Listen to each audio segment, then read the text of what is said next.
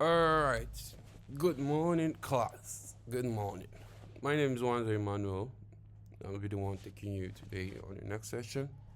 And it is Figma Introduction, Features, and Navigation. This time is going to be a bit detailed and it's theory, right? I'm going to also do practical later. So, meet me, Wanzo Emmanuel.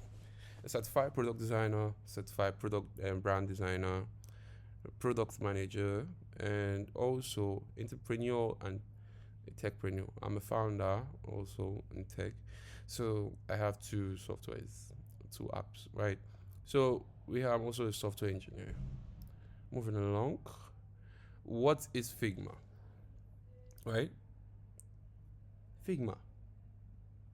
Why Figma? Because what is Figma? Right? We've talked about how to what UI UX is and the rest. But what is Figma? Now, have you ever wondered what tool is used for UI design? Yeah, Figma is one of them. Figma is a cloud-based design tool used to create wireframes, UI design, and prototypes. Right? Why Figma? I asked this question before because some people say it works in browser, real-time collaboration, no installation required, industry standard. There are apps out there that are doing the same thing, but are they industry standard? Do they have a more smooth interface? Is it easy to use? No. Figma is top one of these products. It is an industry standard, right? We have even AIs that could help us in Figma. You can make your research. You can have your draw pad where you can come the Figma draw and you make your rough ideas around. Figma has it. Some platforms now currently can even integrate Figma Draw and on their own platforms, so they can be able to do. So Figma is industry standard. Then what's understanding Figma interface?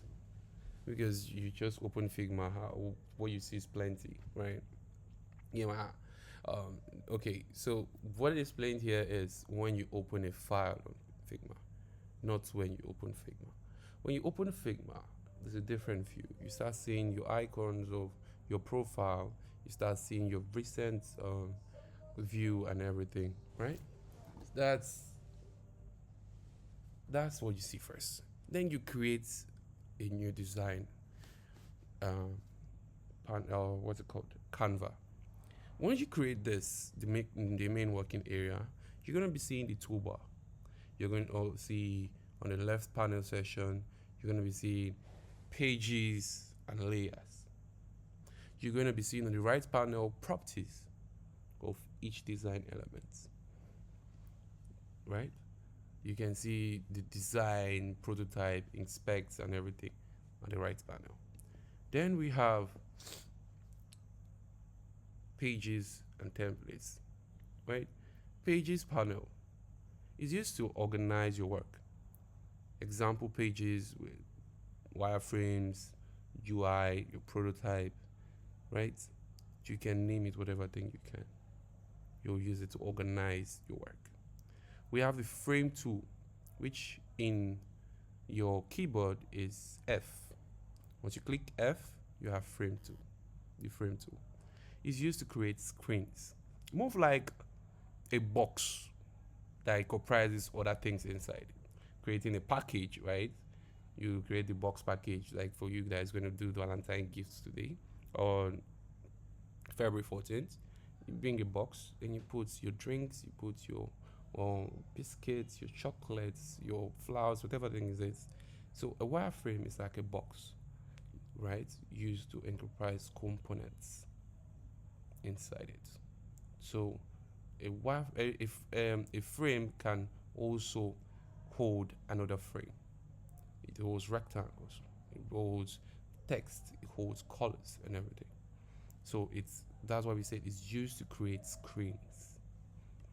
Then we have, so when you press F, Figma shows the device like present on the right, where you see the devices. When we say devices, we mean frames, right? The screen frames. We have, you can see all versions of iOS, iPhone. You can see Android, you can see tablet, you can see desktop, you can see web. You pick whatever frame you want to use, whatever layout you're going to use for which screen, which device you're building for. You select the device present, and once you click on it, it appears on your Canva. Yeah, we have call tools in Figma and how to navigate. We have the move tool. If you click V on your keyboard, it's going to bring out your move tool. Automatically, even when you create a file, you have move tool already activated automatically. Then if you click on F, you see frame. You create your screens, whatever frame you want to create. We have the shape tool, that is arrow, O. R is rectangle, O is for ellipse, that's circle. We have the text tool, which is T on your keyboard. Use it to add text, write text, whatever you want to write. Then we have the pen tool. You can use it to draw custom shapes.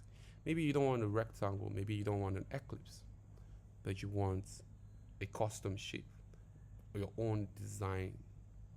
You use your pencil to draw. You can also use your pencil to draw. So we have image tool. You drag images into Canva, use it to place images, right? Then we have the zoom control. That's Z, right? Mouse and the keyboard navigation. There, you can use your mouse scroll to zoom by holding your control or command to zoom in.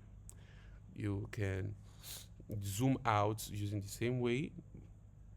You can use buttons on your keyboard and click on command or control and click on plus, it keeps zooming in.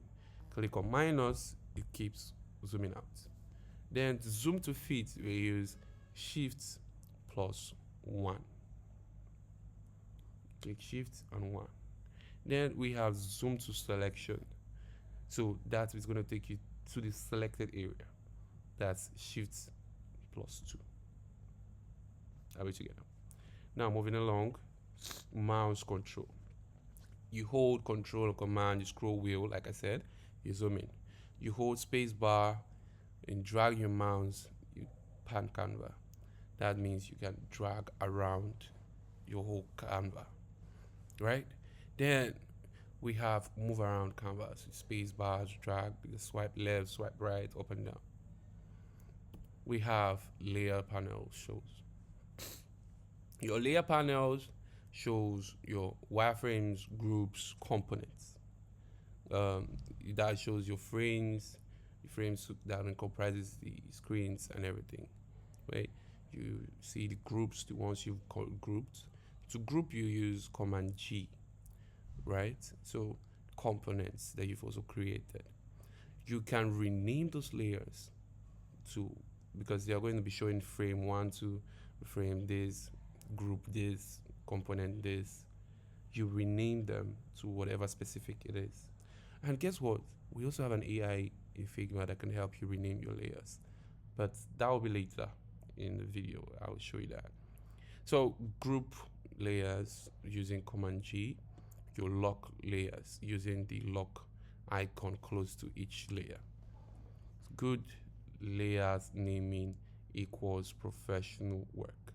Keep that in your mind. Now, components and styles. Components, reusable elements. We have buttons, cards.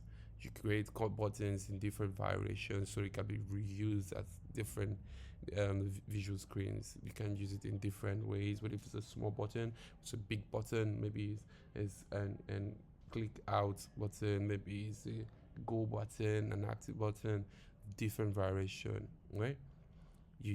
That's what your component helps you build. You select an element, you press your control or command alt K, you've created a component. We have styles and we have variables, right? But let's talk about styles. We have color styles, we have text styles, we have button styles. Button styles are usually components for buttons. Now styles in color styles, This is where you have different variation of a color. Let's say we have the 100% of orange, we have the 60, we have the 40, we have 20, we have the 5% of it, right? You name those styles, and you can be using it in different buttons, maybe different elements to showcase different emotions, right? We have the textile, same thing. We have the body, the title, we have the small, the medium. Are you getting? So basically, same thing. Used for consistency and speed. We have auto layout. Wait a minute. Auto layout is one of the best things that can happen in your life as a product designer. Knowing how to use auto layout, it keeps everything organized for you, for your developers and for your stakeholders to navigate. Because not using auto layout most times is just making your work scattered. Anybody can click and drag, scatter your works. So auto layouts allow elements to adjust automatically, rearrange and readjust them how you want, and in unison. Use cases can be using buttons that resize with text, list which you arranged. You can make it horizontal, vertical, or you could make it looking like a box form where it ends and it continues in the next place. So, how to add auto layout? You select elements you want, you click on Shift A, and they all be grouped in an auto layout. We have collaboration in Figma.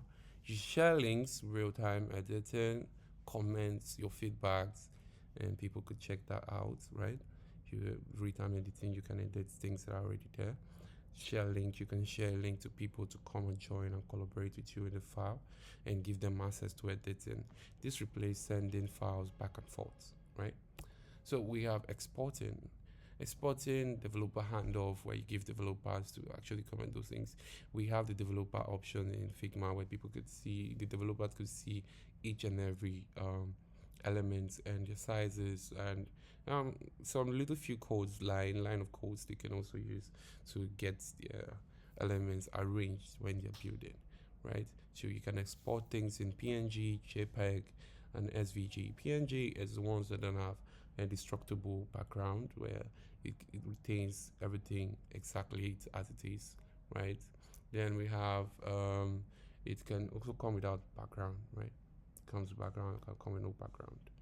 It's just not destructible, it's portable. Then we have JPEG, the one you use as your image, where you can send your WhatsApp and everything, right? We have SVG, this is reusable, right? These are where it saves as elements, right? Everything is an object. I can use it, I can send it to you, you can use it in your Figma, right?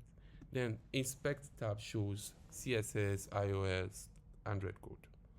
Figma bridges designers and developers. Then what you have learned so far. Tell me, what have you learned so far? Is it how to navigate, how to click on F to get frames, how frames are packages where you could put boxes in it, you could put your different packages in it, is a screen. Frames can be used to show the dimension of your phone. That is a screen. The screen can be the dimension of your phone. So tell me, what have you learned so far? What have you jotted so far?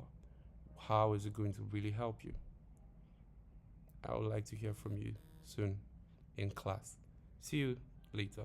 Thank you.